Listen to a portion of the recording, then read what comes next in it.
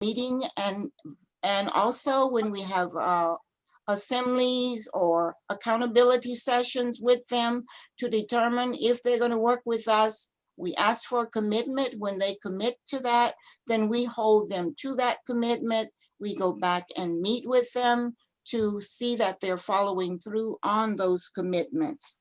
But the original formation of Austin Interfaith was in East Austin, and it was because Blacks and Hispanics didn't have representation for schools, for having the streets paved, for voting and things like that. So those are the issues we started out with, and we have progressed to developing job training programs for adults, ensuring fundings for those that are needing it during the pandemic. But the issues that are oppressing people, these are the things that we address in our work. Great, Ms. Agbambala. And I think Dr. Pentecoff's going to go a little more in depth on some of those, right? You're on mute still.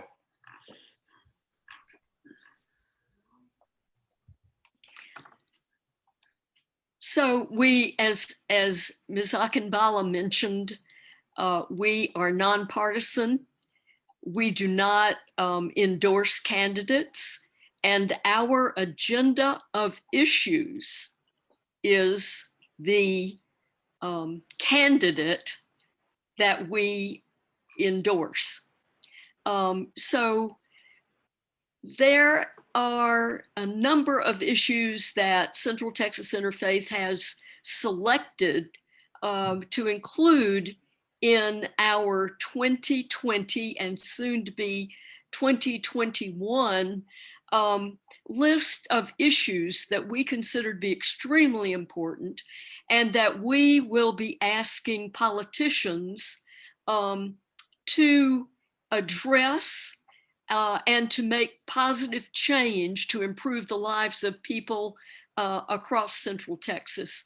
And one of the very first ones is job training. As all of you know, it is very important that people be able to get well-paying jobs. And one of our most important issues is to see to it that long-term job training programs are adequately funded, both in terms of the city of Austin, in terms of the counties within our 10-county area, and at the state level. So we have really focused a lot of efforts on making certain that people are prepared for jobs that pay a living wage so that families can be provided for, so that people can have the dignity of work that is meaningful and is of benefit to all of us. Another area, and I'm sorry, but I'm going to have to ask Fanny to prompt me because I've managed to lose my list. But another area education has been education. And this has to do with things like issues on the east side of town where schools have been closed, and where we want to be sure that there is high quality, equitable education for everybody in Central Texas. Another area has been affordable housing. You probably are going to be able to see some overlap between the issues, among the issues that are on our list of agenda of issues. And one of these is affordable housing. How does that relate to education? If people can't afford to live in their homes, then they leave and try to find more affordable housing. And we see this happening all over Austin, where people can no longer afford to live in homes that possibly they inherited from their grandparents because of the taxes. Also, we see gentrification, where homes are being built bulldozed and high-rise condos are being built. And so people are having to leave Austin. And the way you see it play out is in education, we have schools that are closing because they don't have enough students to keep the school open. And so some of the wonderful community schools are closing because people are moving to Buda, to Kyle, to Georgetown, to Pflugerville, and so forth. So this is, again, an issue that we are working on. We have worked Community with policing. the community policing is one that I'm hoping you'll hear more about. But again, to establish a trusting relationship between citizens of a community and the police who are in that community. Now, Fanny, what's the last? Healthcare. Healthcare, thank you. One thing that Central Texas Interfaith was very involved in has been COVID relief. You may hear a little bit more about this later, but making sure that people do not get evicted because they can't pay their rent because they no longer work in their in the restaurant that employed them, or the landscaping firm, or whatever it might be. Because of COVID, they are not able now to afford their rent, for example. And we have worked to have a moratorium on evictions, and we've worked for rental assistance that you'll hear more about. Great. Thanks, Dr. Pentecoff. And as you can tell, folks, this is both a political organization in the sense of democratic participation and engagement, but it's also, we call it a university of citizenship or public life. When I was a high school teacher, when I came to Austin, I moved here and was a high school teacher. What is now Eastside Memorial High used to be called Johnston High on the east side. And it was really when we started organizing with Austin Interfaith that I learned how to kind of develop relationships with parents, other teachers, community members for power, so that we can advocate at the school board. But I had to learn those skills. I wasn't taught that in college. I wasn't taught, I had an economics degree, but it didn't teach me how to meet with the school board member, how to meet with the principal, how to listen, to parents and find out, well, if they weren't involved in the school, it wasn't because they didn't care, but when we listened to their stories, they felt no one asked them, or meetings were in the daytime when they had to work. Until we started listening to parents and developing, those skills, small group meetings, neighborhood walks, I didn't realize that I had, how to develop relationships with parents, teachers, community members for action. And that's what the organization taught me. And that's why I got into organizing. So for all of us, this is also a learning organization. So I'm going to transition. So thank you, Fanny and Joy, for that introduction. And just to be clear, these are the leaders of the organization. And when we say leaders, it is the folks who are leading, meetings with mayor, press conferences.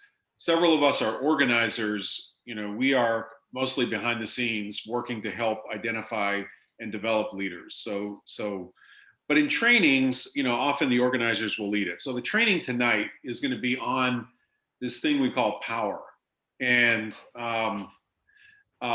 in organizing, we try to tackle issues terms that sometimes we have problems with. We may have negative associations with anger, power, and we try to redefine them in a way that is useful for us. So I'm going to lead the session on power. In a minute, we're in about, maybe a discussion of about 10 or 15 minutes. Then we're going to break up in smaller groups and ask you to reflect on what you heard and what your experiences have been in the last couple of weeks with the storm. But I'm going to share my screen here.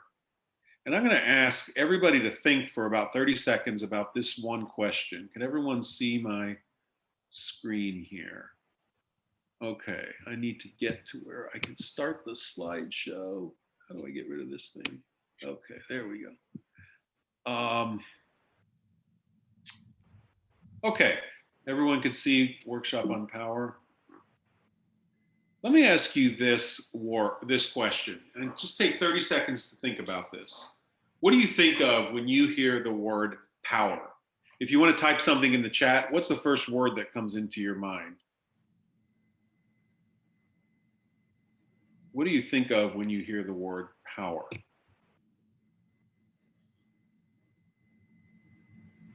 Let's see here. Control, strength, capacity for action, influence, responsibility, politicians, leadership, success, someone being on top, okay, organization. So we got a mix of responses. Some are positive, some are negative associations, some are kind of value neutral, titles, initiative, organization. Okay, great. Now, what about people? Someone put dictatorship. Who are some people historically you think about, or even fictionally, when you think of the word power? Obama. Who else? Let's hear some more names. The president of the university. Okay.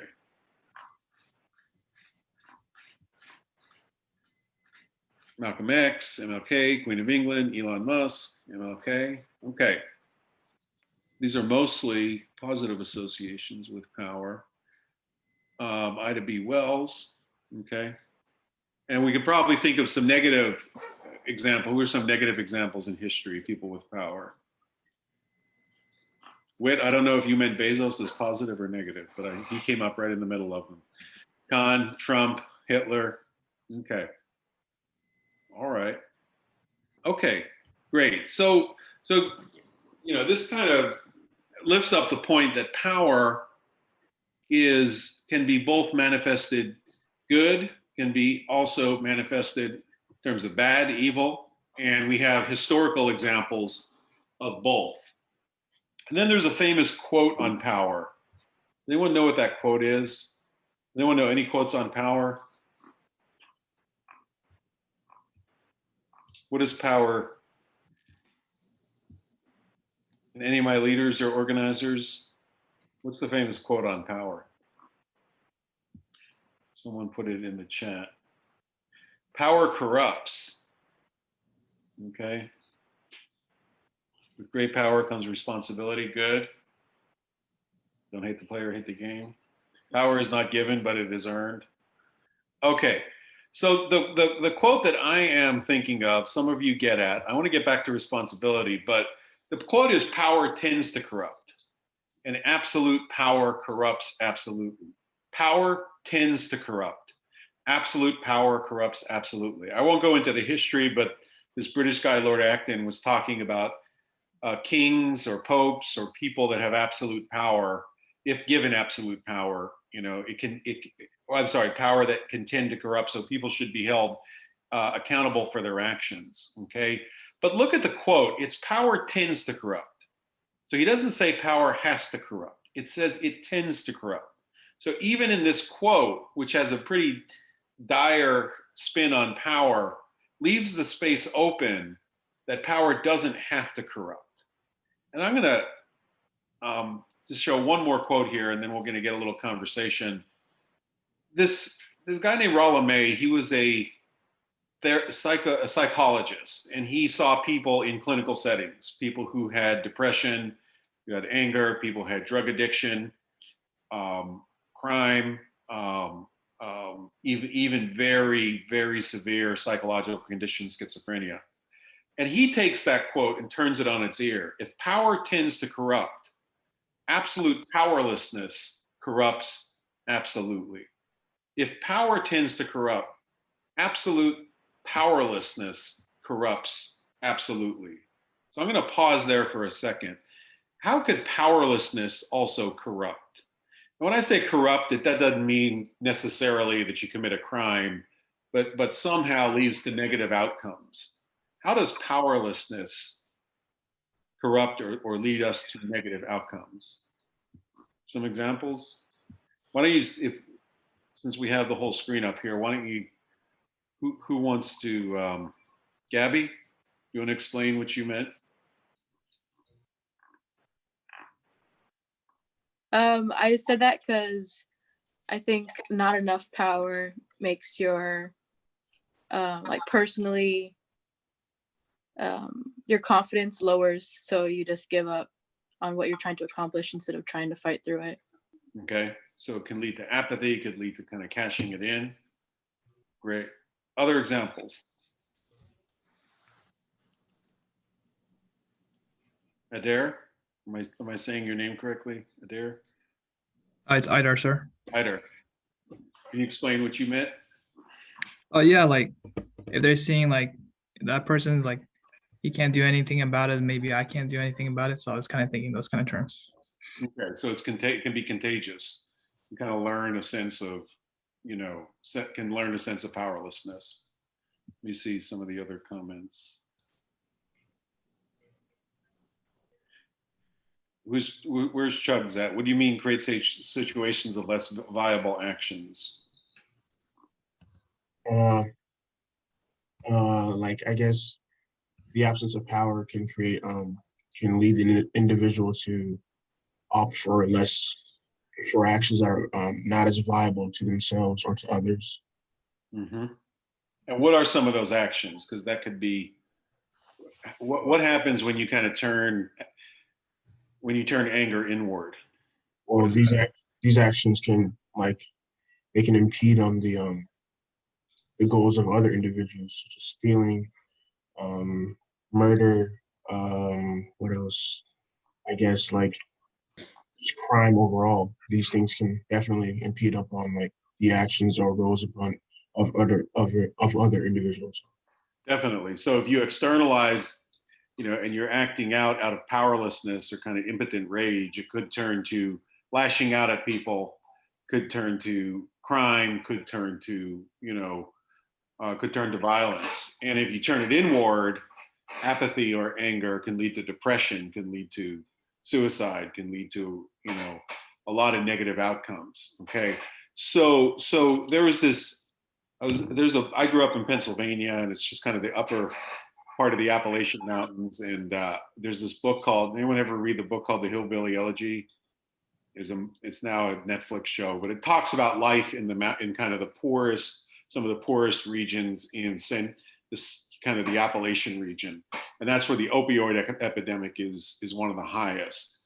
And he talks about the connection between people not having a lot of money, folks that are disconnected from any kind of agency or power in their life, have had a lot of different pressures on them, and the outcomes become either self-medication, the opioid epidemic, or crime or violence. Okay, and he's talking about kind of the white working class in Appalachia, but that story we can see in can see it in wealthy communities, can see it in inner cities. So what happens when we're not connected to power? I want to, so this idea of power, we got to get comfortable with it in organizing, we say, because it doesn't have to be bad. And in fact, the absence of power can lead to negative outcomes. So you gave a lot of examples of people that had power or built power, and you can talk about a lot of social movements and the civil rights movement. There were examples you gave in Black Lives Matter. There was the anti-war movement. All of these are examples of people building power so that they can create change. I'm going to ask Liz Lagawa to talk about examples of how some of her clergy acted on power in situations where they could have been powerless. Liz, could you talk about Waco? So we are approaching this horrible anniversary of COVID, right? I'm hitting up on a year. And in our community, when COVID hit, we went from kind of just being frozen, waiting for it to hit our community. And then when it did, there needed to be some type of action because we were coming up on these high holy days. We were coming up on Easter, we were coming up on Good Friday. And what we realized is like, you know, both government officials and clergy wanted to know, what do we need to do to keep our community safe? Public officials need to know, how do we connect with our clergy to keep people safe? And what that turned into, because we had been organizing on the ground and supporting this effort down here, we had a good connection, a good network of relationships that trusted one another, to listen to one another if they called, and to follow the advice that our public officials were giving. And so we had 2 town halls. The first one was arranged, I was talking to Deb, probably like in the first 24 hours of when we had our first positive COVID tests. And there was, I think it was 140 clergy on that call. And there was the mayor, there were city officials, city managers, and they were all listening to one another. And I was just like, oh, this is working, this is working. But there was a big enough threat.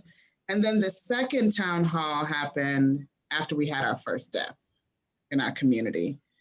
And it was clergy, again, all different faiths. And it was this time the county mayor wanted to be part of the conversation.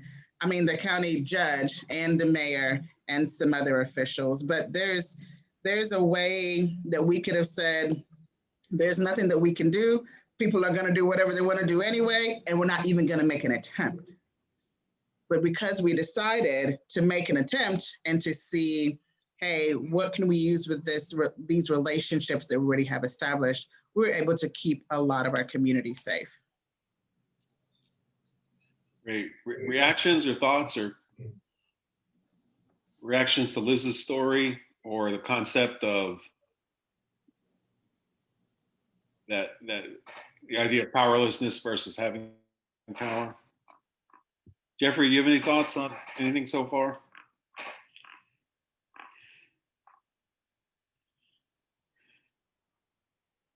Is Jeffrey still with us? Yes, I'm still here. Oh, there you go. Any reflections? I think that everything that you're saying is true in terms of just taking stock of power to be able to effectively organize it and prevent your community's oppression.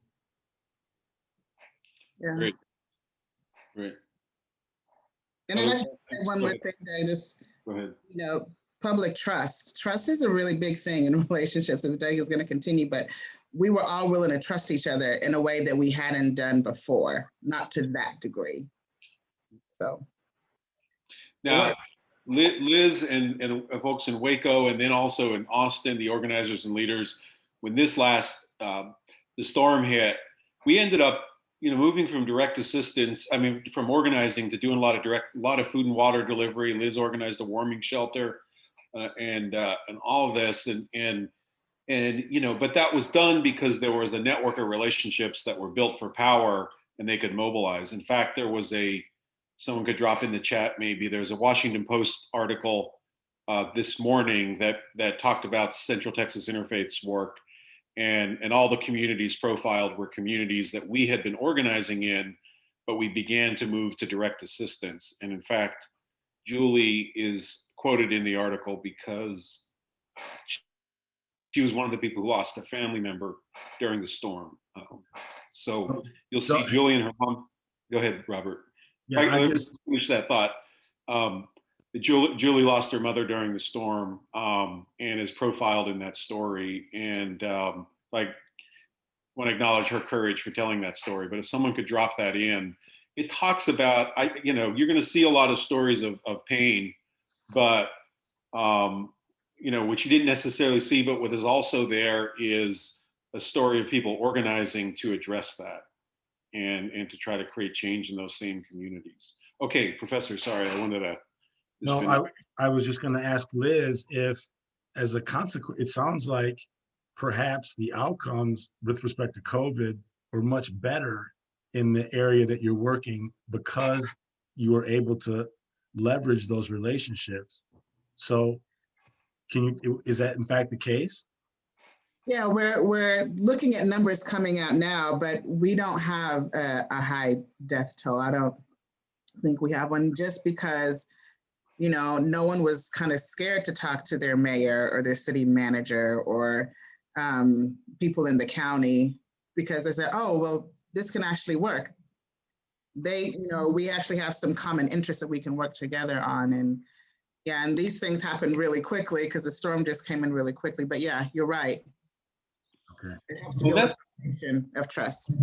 that's what that, you know, this guy, this Rollo Mays says. He says where folks had negative health outcomes, it was because in almost all cases they didn't feel agency in their life, and reconnecting them to a feeling of agency for a lot of them, not all, but for a lot, that's what helped, you know, turn their, you know, help pull them out of depression, help pull, you know, pull them out of a sense of powerlessness.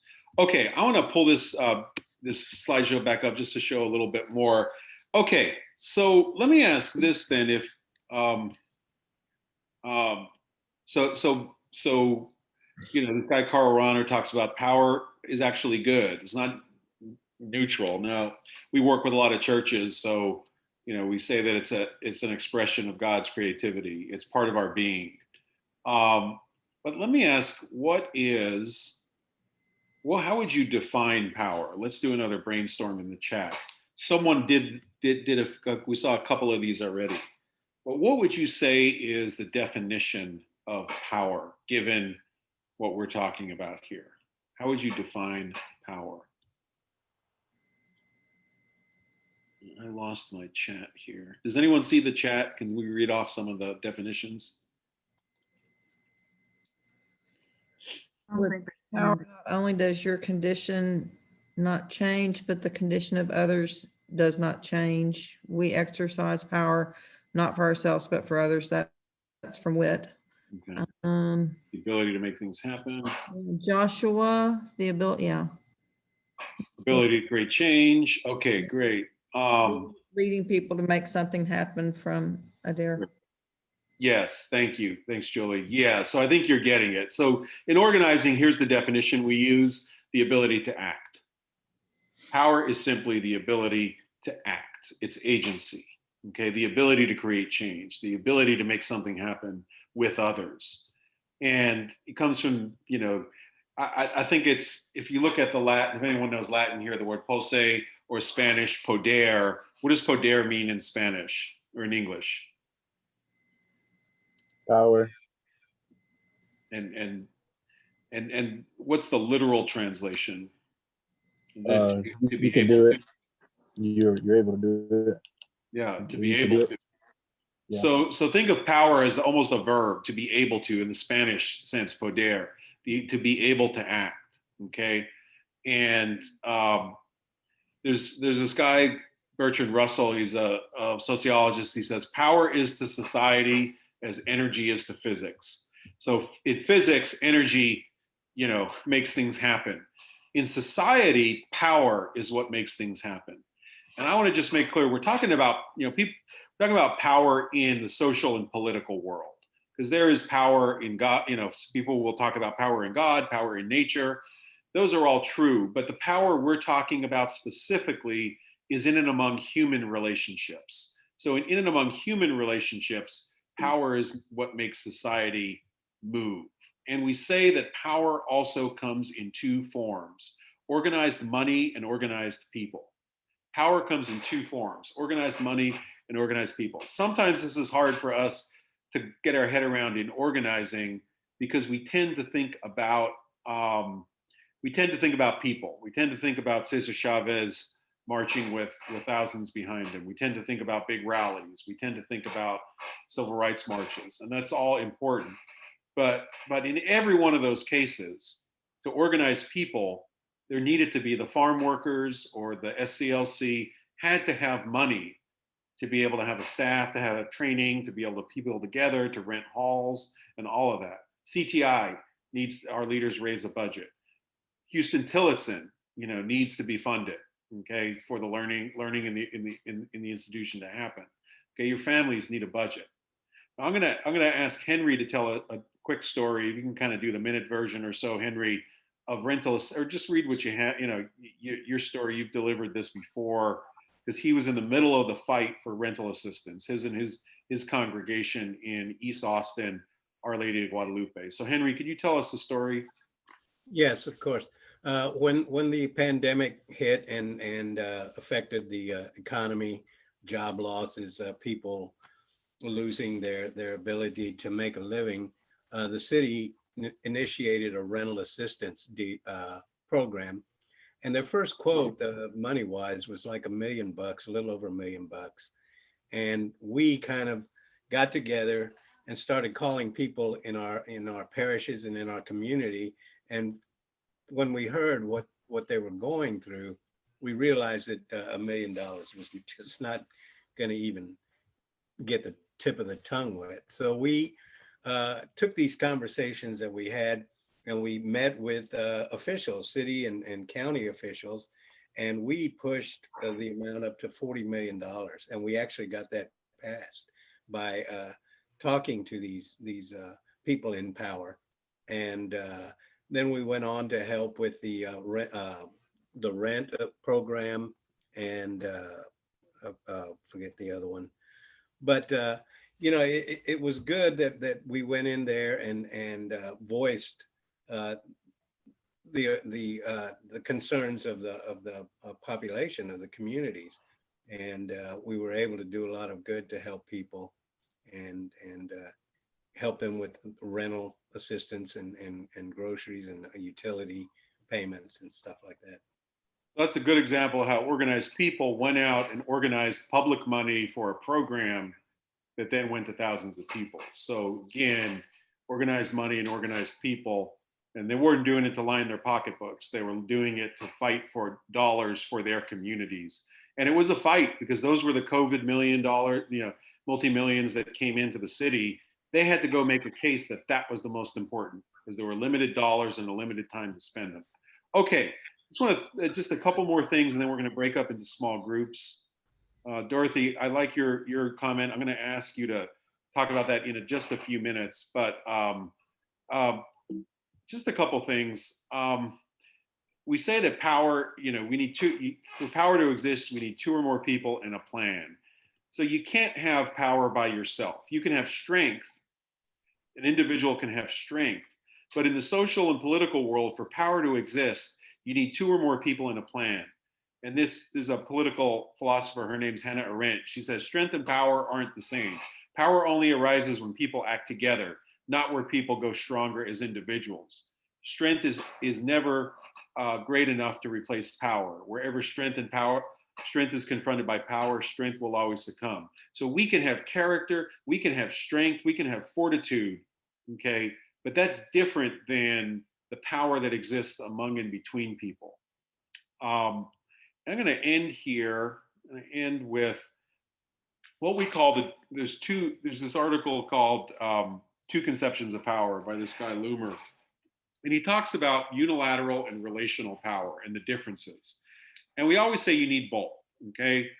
A parent needs some unilateral power to make decisions with their kids. A teacher, I needed to make decisions, final decisions around grades or classroom management, but I also needed to do that through relationships. But unilateral power, we say, is when you have power over somebody. It's when one person acts on somebody else, or one organization acts on another. It's subject to object. So one person is doing kind of the action. Tends to be bureaucratic, tends to be hierarchical. Where there's unilateral power in organizations, there tends to be very top-down decision making. Zero sum. Bill Clinton said Washington, D.C. is a zero-sum game. One person gains, one party gains, another party loses. And where unilateral power functions, there tends to be just one-way communication. The former Secretary of Defense, Donald Rumsfeld, was very top-down in the Bush administration. He said he did 10,000 memos, just sending out, he called them snowflakes. He would just send out hundreds a day. I'm sending out some more snowflakes, but they were orders to people. So he was very, very much a top-down CEO. But there's another kind of power we talk about in organizing, and that's relational power. So instead of power over somebody, can you all see this? I just want to do a check. Do y'all see my little graph? Y'all see unilateral and relational? Yeah. Okay, great. Sometimes I go on and I realize it's not up there. Julie created this, so Julie has the magic in terms of putting this together. It's instead of acting on, we act with, or we are open to be acted upon, and we act on others. So it's a back and forth. Where you have a strong relationship, you can act on each other. Instead of being subject to object, it's subject to subject.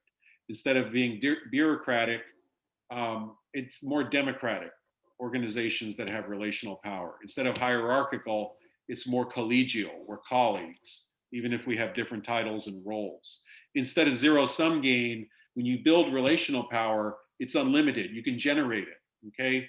When we brought together churches to do an action on rental assistance, we didn't take power away from anybody. We built new power. And instead of one-way communication, we say conversation exists. So in organizing, we have to deal with unilateral power.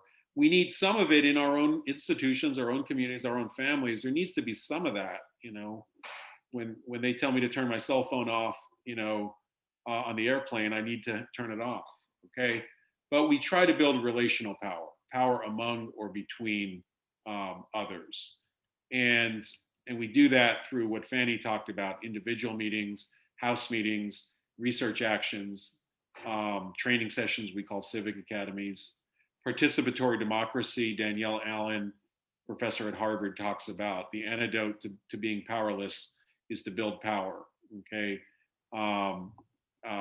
is to participate and organize in democracy, to knock on doors, to attend meetings, to register people to vote, to hold small group conversations. And then at last, sometimes we have a problem thinking about the relationship between power and love, and we make them opposites. Dorothy, what did you put in the chat about power and love and the relationship between those two?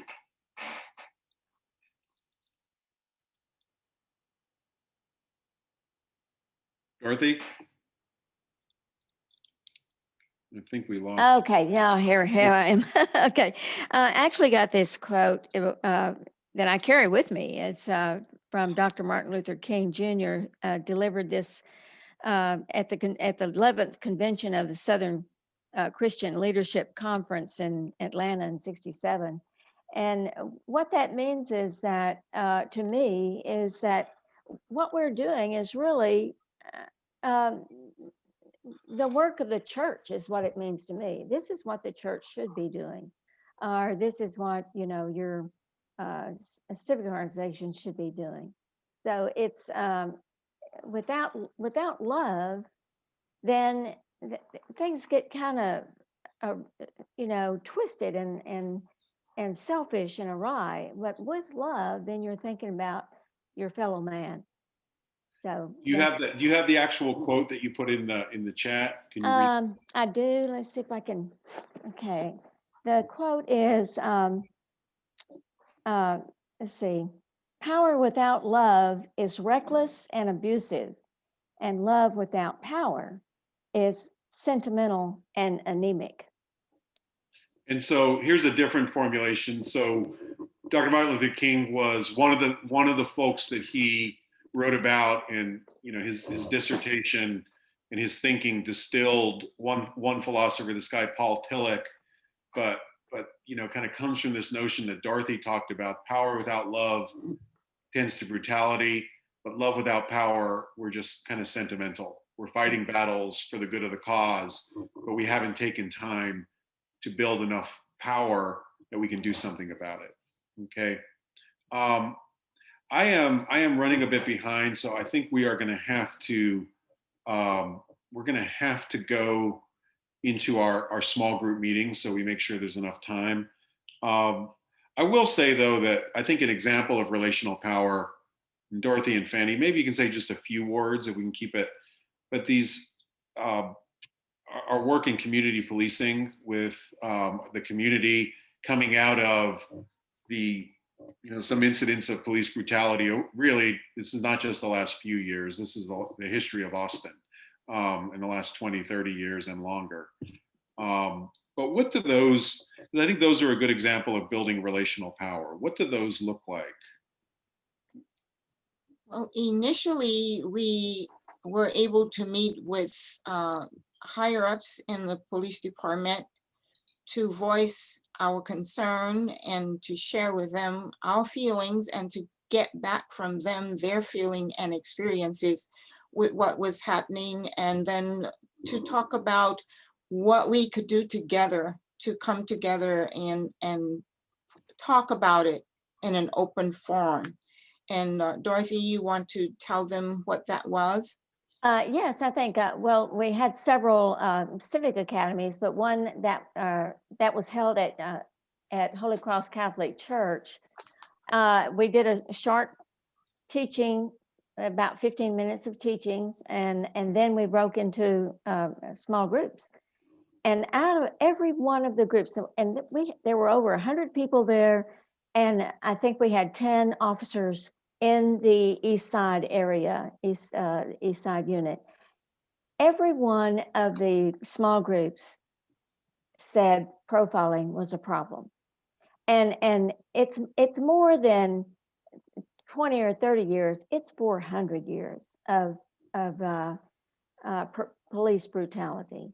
So, but every one of our discussions brought out police profiling, and we were able to bring that to Chief Manley at the time and say, this is a problem. And so what we're trying to do is work together to build a partnership. Our method, the CTI method, is not the only game in town, but it is one that it's worked, and it's worked before. You actually have a partnership, you have a trust and a relationship with the police, and it's worked here before in Dove Springs. So those we're going to end with those stories, but I think we've done those in places across the city, but every organization has to play to its own skills, its own strength. And our strength, I think, is creating the space for conversations and getting people to deal with tension and anger and all of that in the context of face-to-face relationships. And so those small group meetings, which we're going to go into next, were a way for officers to talk about what has their experience been, what community they grow up in, how they experience, interactions with the community and police, and the community to do the same thing and share stories. But now the organization is called, to City Hall to give feedback on the police reform measures. Right now, we have a group meeting this week that was asked by the city manager to really give its impact on the recommendations around police. But Doug or Dorothy, how does a conversation lead to change? That just sounds like a conversation to me. It's when you're able to build a relationship with the police department, then the police actually have someone that they can actually go to in the neighborhood, and then you have when there's trust with the neighborhood and the police department, then they can work together. Yeah, and like I said, it's been very successful in the past. Look, Father Basil, and he is from Nigeria, African priest at Holy Cross on the East Side, who's going around checking the houses that the church owns next to Holy Cross, and a neighbor called the police on him, and the police came and accosted him. An African priest. He was in plain clothes. He wasn't in his priest garb, and because of a stereotype. And then he had to explain, I'm the priest of this, I own this house, we own this house, okay? So the idea that we would create the space for Father Basil, his congregation members, to meet the local officers, to meet the neighbors, hopefully short circuits that kind of treatment. But it's got to also lead to policy change. And I think that's what I was getting at, where this team, because they can pull together 100, 200 people, are being called into the city to give feedback on what is the current policy? Reimagining public safety in Austin. Yeah, and it's eight can't wait. Yeah. Yes. That's right. The general order, rewriting of the general orders for APD. So the CTI leaders being asked to give feedback on that because they remember the 100 or 200 people in those civic academies. So we want it to be policy change as well. Okay. All right. I want to make sure we have at least 10, 12 minutes to have some conversations. And so we're going to ask you just to break up and just take a minute or so in the groups that we're going to break up into just answer a couple questions. Anything that you've heard tonight that was interesting, useful, infuriating, or but you had that connects to your experience that you think was useful or challenging, and maybe connect it a little bit to maybe any experiences you've had in the last few weeks around the storm. What's happened to you or your families or your communities. Okay, so I'm going to ask Monique. So those are the two questions. Any reactions to the session? How does this connect to anything you've experienced in the last week or so? We'll take about 12, 13 minutes and come back with a few minutes to spare. So, Monique, do you want to explain how this is going to happen? Yeah, so we should have 3 breakout rooms. Hopefully everybody will be assigned automatically, but if not, make sure that you're hitting join at the bottom of, it should be at the bottom or top of your screen. All right, so I'm opening all the rooms now. And we have leaders that are going to get the conversation going in each.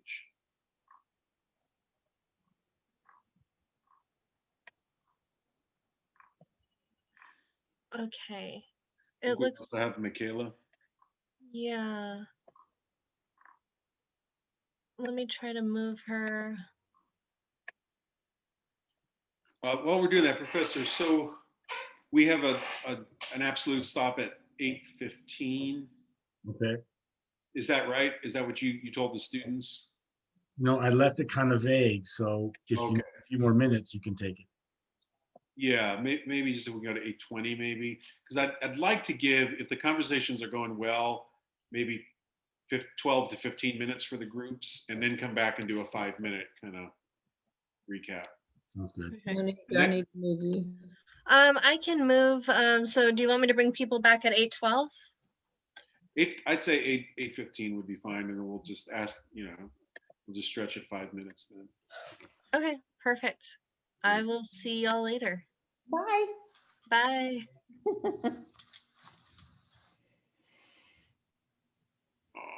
That's a really effective PowerPoint. Robert, what's that? A really effective PowerPoint slides, the way they merge like that. That's nice. Well, Julie figures out how to make the stuff cascade come in very nicely. So, I'm sure they're gonna say, the students are gonna say to me, Saressa, can you do some PowerPoints like that? No. Doug said, here's the words. Can you make it look good? Not boring. Well, the fact that they're interacting with the chat and answering makes me think that they're following, they're kind of engaged. It's always hard to, Zoom getting conversation, but people have answered when I have put it out. Should we stop recording for a sec? Oh yeah, indeed.